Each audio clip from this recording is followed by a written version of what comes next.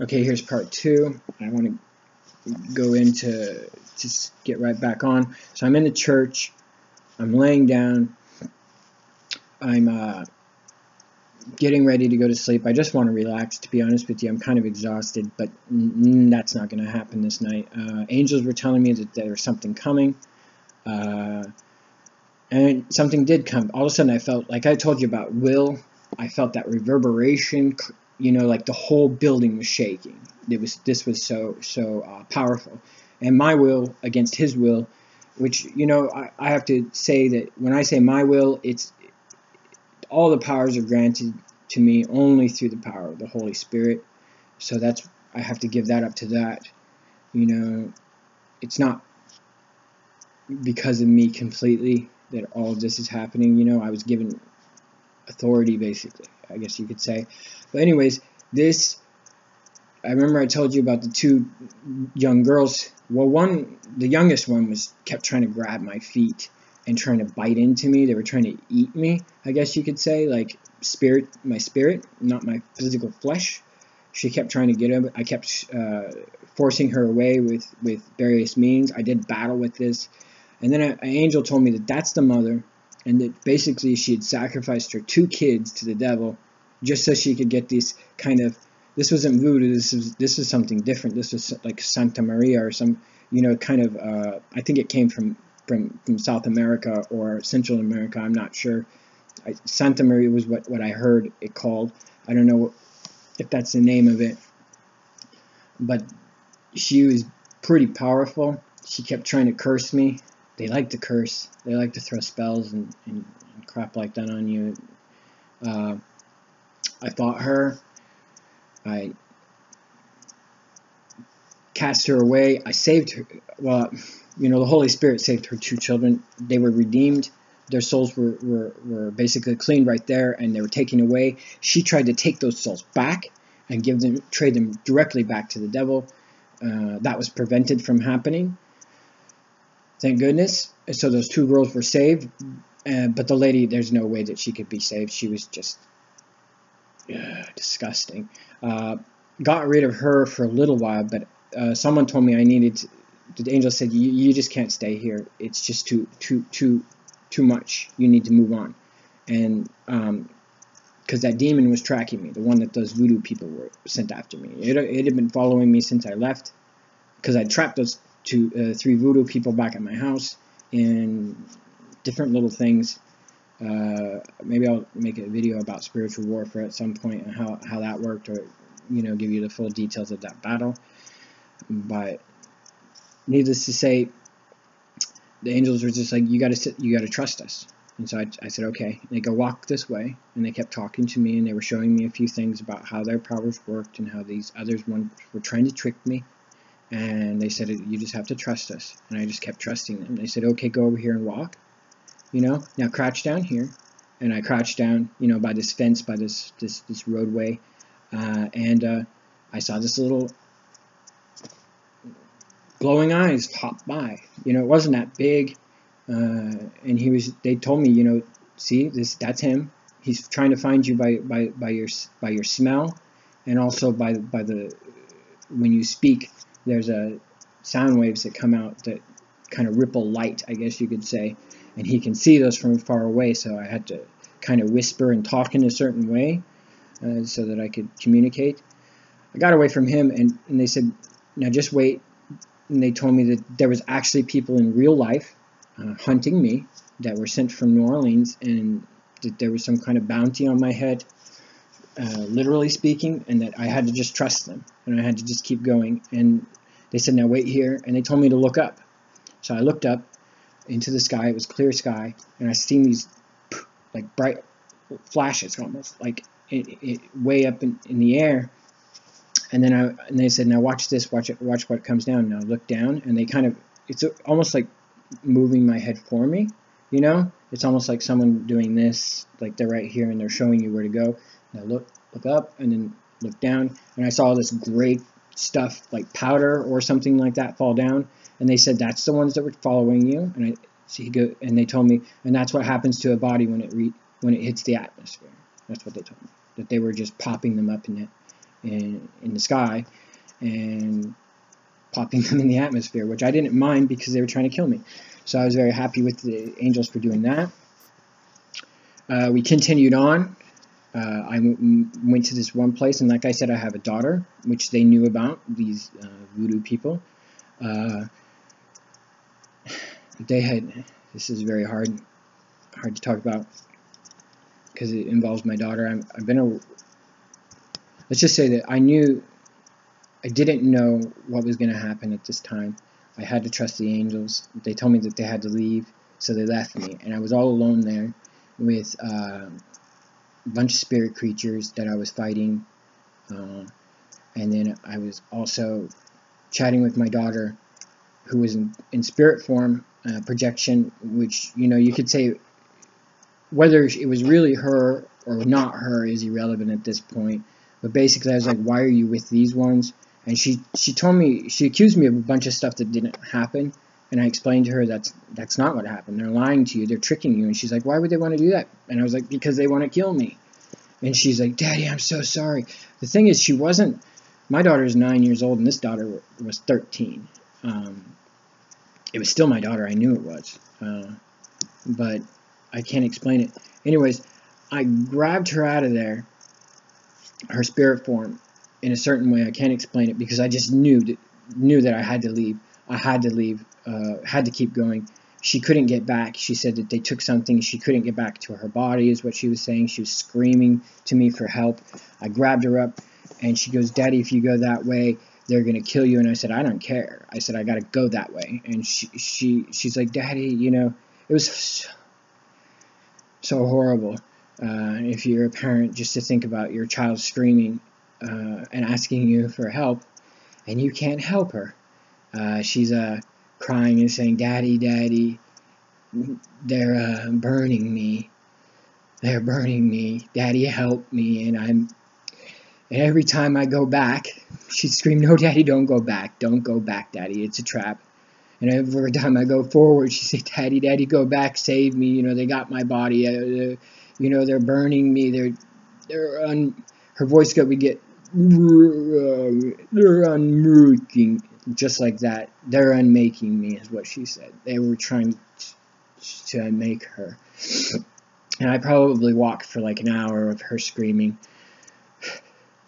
I so many times wanted to go back. But I had to have faith, you know, that it wasn't real, that the angels were right just to keep walking.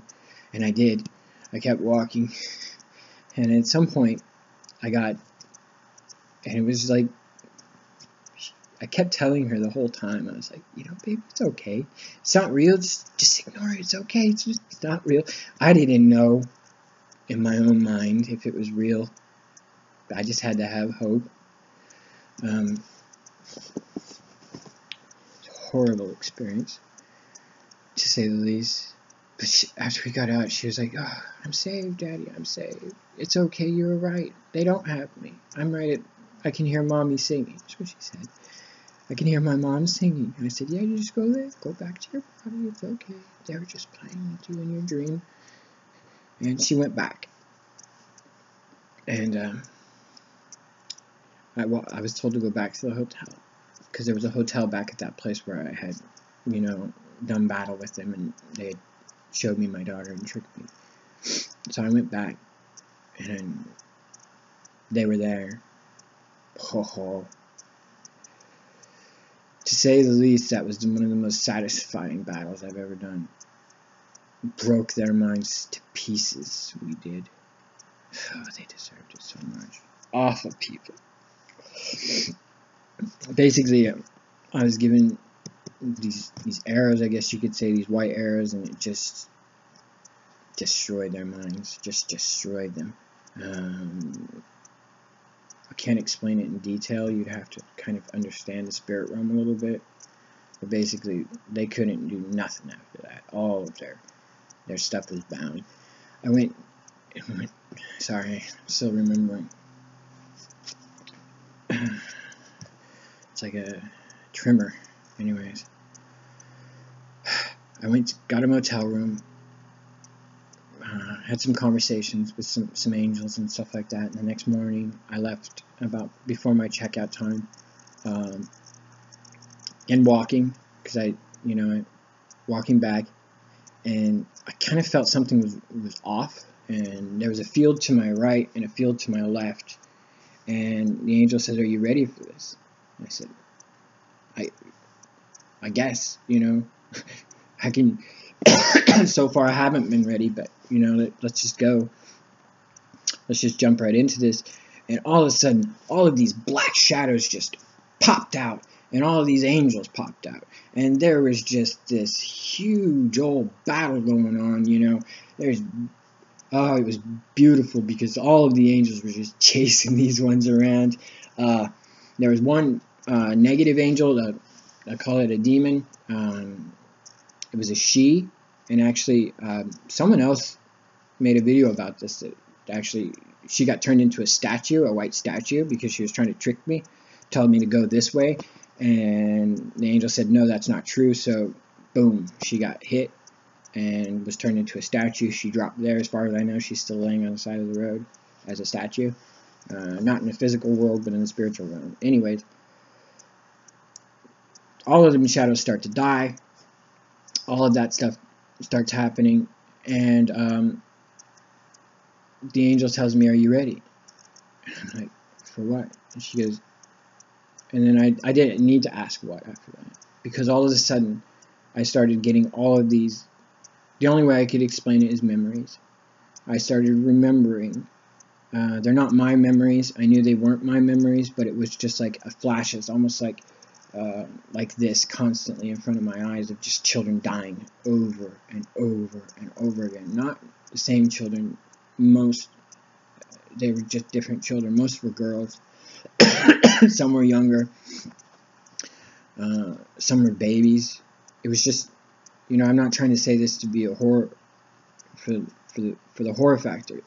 I just want to kind of express what happened to me, because it was like I was taking that in. Their memories, those kids' memories, it was their memories. I knew that. It was what they were feeling. It was what they saw at that time. And it was horrible, to say the least. I couldn't count how many. It dropped me to my knees, because what happened next is then I started taking on the pain and the emotions that they felt. And that was like a tidal wave hitting me. And it just wouldn't stop. It was flowing through me, and it was like a million words wanted to come out of my mouth, and the only word that would come out was agony. It was just like, I couldn't explain it. I just couldn't do anything but breathe and cry.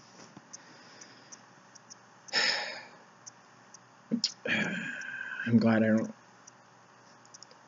have to remember that much anymore, and I still remember it, but I try not to remember too much of it. I got home, and I'm told that these two, which, from what I understand, they came to Louisiana in 1732, and they started some kind of voodoo cult down there. And ultimately, those children were their victims over time, and not just during their own lifetime, but during the entire lifetime of their cult, their little clan, or whatever the hell you want to call it. 40 million, at least. I mean, that was the rough estimate of about 40 million deaths, 40 million children, 40 million young lives just taken like that, in some god-awful ritual for no reason other than these two's power. These two want to be some gods or something, because that's what they thought they were. They thought they were gods. He thought he was some kind of boatman of the river with the gators and shit like that. Sorry for my language, but that was what he claimed to be, some kind of boatman of some river where he's going to take their souls across, and people got to give him some kind of payments. And let's just say that they're not in existence anymore after that. They were, but they're not, and they're gone.